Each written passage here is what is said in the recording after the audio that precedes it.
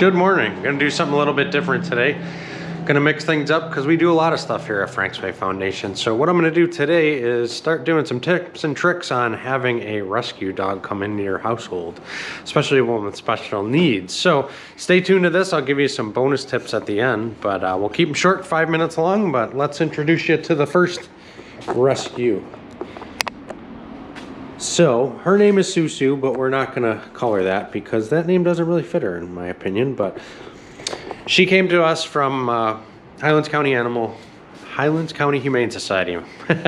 We help them out a lot. They help us out a lot, but we're fostering her. But just wanted to touch base because, believe it or not, she was born deaf. So I have a lot of experience in deaf animals because I own Pound Cake, as you know. She's a deaf English Bulldog. And this one is a Frenchy English mix of some sort, but very, very, very important things you do when you get a rescue dog because they're different than puppies. The first thing being, we don't know rather, what they've been through. They're not like a person where they can go talk to a psychiatrist or a doctor. We don't know. So most of them have been in abandonment issues, neglect, some their owners pass away. So it's a very traumatic time for them. So we need to take that into account. The other big thing is, this is the biggest part of this video that people don't understand. It's called the honeymoon phase. So I am new to this. I didn't know this until I got into the rescue world. But what the honeymoon phase is, animals are smart. They know that the shelters and the places, the temporary homes they're in, usually it's very high stress. So they've adapted this unique thing with what they can do is they act normal. They don't possess any of the bad habits that they normally do. So that's where the honeymoon phase is. So this is one of the big tips that I tell people when you get a dog, rescue it, or even if you adopt it from, you know, someone online, whatever it may be, just give them some time. Don't be taking them to PetSmart and Petco. You can buy them things, but just give them time to decompress. This is very, very important because we need to get them out of that honeymoon phase and they need to know that they're not going anywhere. So keep that in mind. The other aspect of the honeymoon phase is in the honeymoon phase, your dog will be perfect. It will possess all the qualities you want. It'll fetch, it'll run, it'll be a good dog. After 2 weeks, when it takes more or less 2 weeks, I don't want to say exactly 2 weeks, but what happens is with the dog, they will start to show their bad habits, if any. This could be aggression, food aggression, not being house trained. There's just a gamut of things that they do, bad habits. So a lot of times people, you know, you're excited. I get excited too, even with the foster dogs that I get. But we want to give them time to decompress. We want to give them time to show us their true colors. So that way we could better assess, you know, what's going on with them, their bad habits, to train them. So that's why I say when you first get them, don't even bother. Don't try teaching them tricks right away. Give them a couple days. It's just mental overload for them. It's sensory overload for them because it's all new sights and smells and all that stuff. So when you do that, just give them time. Show them some love. A lot of these animals don't know what love is. They don't know what toys are. Just show them some love. Let them get used to your household, your voices, the sights, the smells, all of that. Doing this will greatly increase the odds of them coming out of that honeymoon phase a lot better.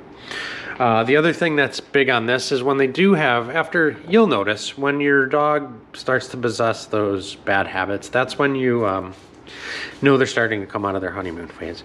Just relax, it's okay. To me, bad habits are easily trained out of them. It all comes down to the number one rule that we found. We're big bulldog people. Bulldogs, the bully breeds are very stubborn. A lot of the mastiffs, stuff like that, they're very, very stubborn. So training them, a lot of it boils down to your routine. If you keep your house quiet, it's not chaotic. Dogs are pack animals. They stick to routine. So any breed, if you have a set routine and keep this as military as possible, you get up at the same time, you take them out at the same time, you feed them at the same time. If you do that, it will make your animal a million times better. The other thing is, if you have other animals, especially dogs, this is a huge one that I tell people, do not feed them together. Where'd you go, little one? Don't feed them together. We have 5 dogs that we've had for, 2 of them we've had for 10 plus years. We still don't feed them together. Why do we not feed them together? Because there may be an issue. Our dogs, I know them. We're with them every day. I know they'd never do anything, but why put them in that situation? Let them eat. Let them be comfortable. These animals from the shelters, they're fed all at the same time. It's very loud. It's very chaotic. Just don't do that. If I can instill one thing, is just don't do it. If you have little kids, keep them separated when you feed your animal. Reason being is, all too often, we see this a lot where people will adopt a dog. It's great for the family. The routine is great. And little things get thrown into the mix that set them up for failure. So little kids, they're horrible with that. They like to grab, poke, and prod at the animal. Just keep them away. Well, you'll know your dog over time. I can't tell you don't, have your kids around them ever, but just let them interact in a way. When you add variables such as food, toys, even affection sometimes, they get jealous, they get threatened, they do stuff like that. So just be very, very mindful of that. Now, because these videos are short, I'm going to tell you a little something about deaf dogs that I think is totally awesome because they work for me. I don't know if you could see, but I have a shop. Not only do we do disaster search and rescue, I build race cars for a little bit of awareness in what we do. So all this stuff is search and rescue stuff. So I'm a very loud. There's a lot of machinery and noises and tools and stuff like that that go on. Deaf dogs are awesome for that because they don't hear it. So it's a little bit more challenging to train them because verbally they know nothing. I still talk to my deaf dogs more than I do, and people laugh and say, "Isn't she deaf?" And I said, "Yeah, she's deaf." But if you get a deaf dog, if you are in a high volume environment, you work construction, stuff like that, you like to play your guitar or drum set, deaf dog's perfectly the way to go.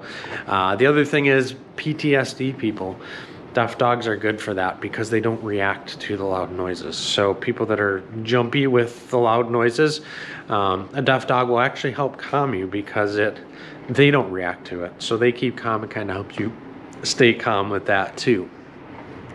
The other cool thing about deaf dogs is they pick up on your body language better than any person could. Even your significant other, your mother, your father, close relative, whatever it may be. They pick up on that better than anybody else. So training them, it's a fun challenge because you have to use body language with them, and they are so keen on it that it's really, really awesome. So a lot of deaf dogs get put down, unfortunately, because they're deaf and they're deemed undesirable. But as you can see, this one's very desirable. So just a fun little fact with deaf dogs. Blind dogs, they have a place too. A little bit different on the training aspect of it, but don't be afraid to get a deaf dog. If you're up for a challenge and want to find a connection with an animal that's 100 million times deeper than one that can see or hear, I highly recommend it. I was given Pound Cake, which we didn't know was deaf when I received her. So I learned all of my knowledge of deaf dogs from her, and it totally threw me for a loop. So really, really cool. Like I said, I'm a huge fan of deaf animals. They just have a very special place in my heart, and I have a huge spot in my heart for rescue dogs, rescue cats, rescue all animals, because they show you an affection and an appreciation deeper than any puppy or kitten that you can get, because it's almost like they say thank you in everything they do for taking them out of a bad situation. So I'm going to keep making videos like this. I'm going to be doing videos of the car too, but I think it's important for me to instill my knowledge to help out anyone to hopefully rescue or adopt an animal and get rid of those fears, because they're truly awesome.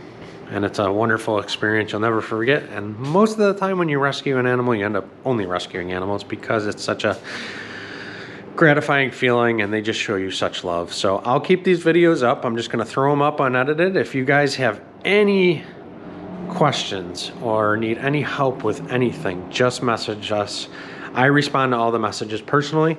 So I'll do my best to throw up a quick video or address your specific needs, because here at Frank's Way Foundation, we see all of them because we get all the crazies that just like most rescues.